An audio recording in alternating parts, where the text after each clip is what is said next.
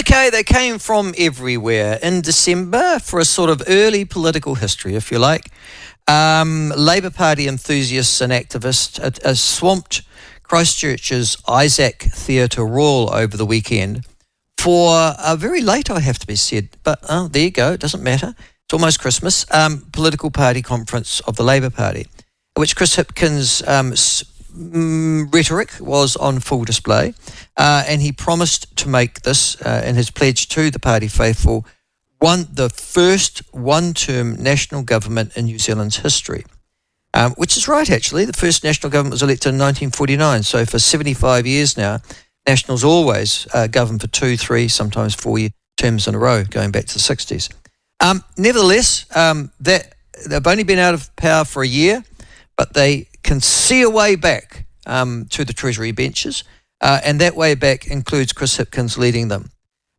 Joining us to review the weekend and also the themes that came out of that particular conference is Damien O'Connor. And I remember Damien, I think, getting elected to Parliament when I was there.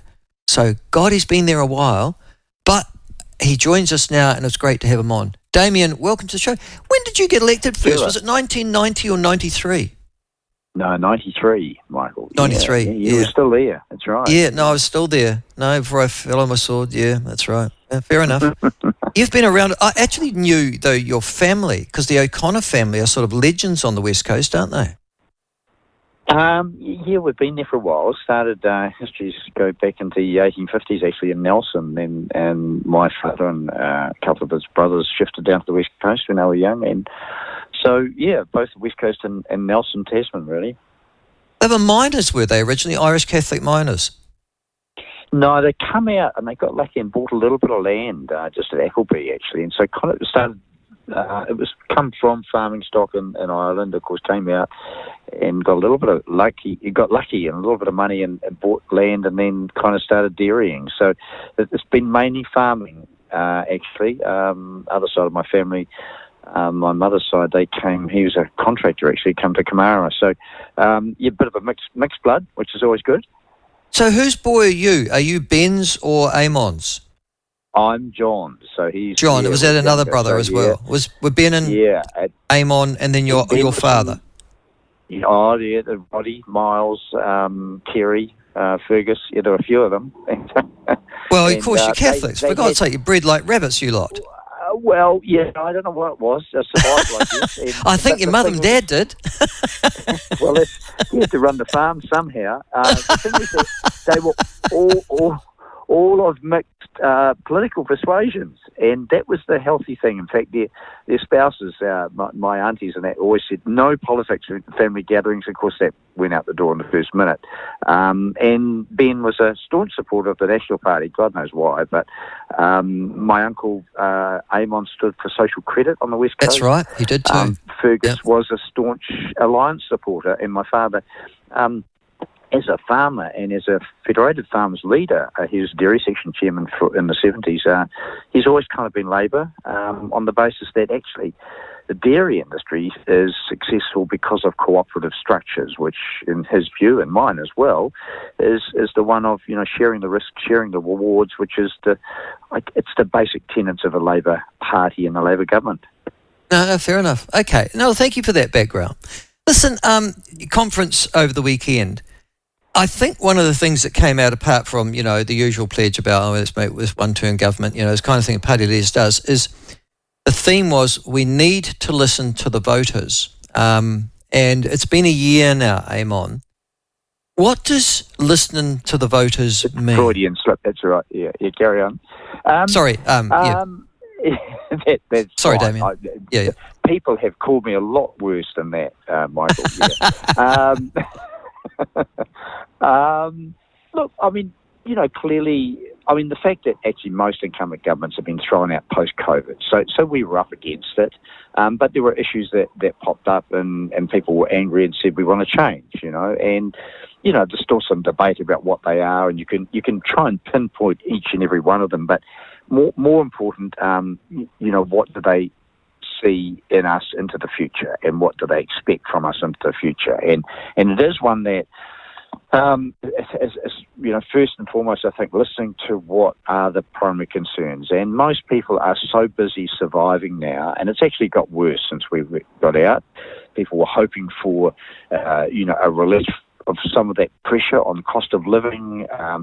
We had Ukraine, we've had post-COVID. All of those international costs have flowed through into our economy. We were blamed as a government, and that's fair enough. People don't have always the time to do the analysis, but we copped the blame for that, and so that hasn't eased up. I think people were expecting more from the incoming government.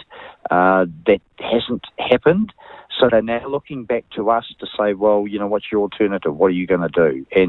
And Chippy, gave a couple of those assurances, but there's still a lot of work we've got to do in terms of policy development.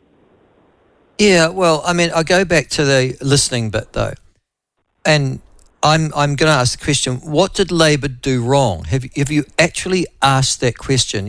I've heard you just talk to me, Damien, about international factors that sort of dealt you a political bad luck scenario. But what did Labour do wrong to get down to 26.9% of the popular vote? I think there were things like the Three Waters, which was played out as a bit of a racist thing by some people for political purposes. It was played out as a kind of condescending nanny state thing. We know how to manage our water. We don't need to be told to do what to do by government. And so there were a number of things where people thought central government was overextending itself in terms of its authority. No one likes to be told what to do. But there were things like, freshwater standards, making sure that we look after biodiversity. And a lot of these things we've taken for granted in our country. Our ancestors came here, Māori were here. It was a smaller population working and living with the environment. We came in, developed a whole lot of it in 250 years. We've had massive change, and it has put pressure on our environment. And it is smart if we take stock, we learn from our mistakes, and we make some adjustments. But so you're saying that freshwater standards led you to end up with 26.9% of the popular vote?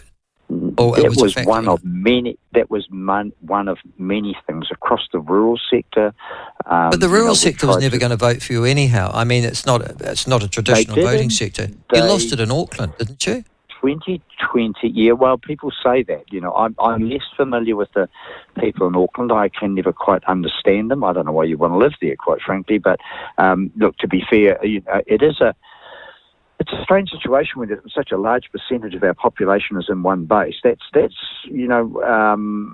Auckland. When I go up there, the traffic annoys me. The infrastructural planning has been terrible for the last 50 years. And they've got some major challenges, and actually stormwater management, as we saw with flooding, is one of them. Auckland was frustrated for a whole lot of reasons. So were other parts of the country. They blamed it on government. We just have to take that on the chin, listen, and try and not make mistakes. Well, wait on. But on that, though, Blakely, I mean, you would have heard my introduction, but Blakey's report and John Whitehead's report, which came out on Friday, or came out on Thursday, and was released on Friday, that really did line up the government decision-making of the time. And it was, despite being, a hand-picked team with a hand-picked term of references, Damien, they came out and they said, you did wrong as a government in terms of your response. No, they didn't. No. They said that no, that's not true, Michael. You've got to be really careful portray it accurately. They said that in some areas we'd extended the lockdowns longer than we should have. Some mistakes were made. Well, there you go. That's you did wrong. Going to be made. No, that's not. We didn't wrong. We. You don't think that's wrong when they say that you extended them for too long? You don't think that that's something that you did wrong?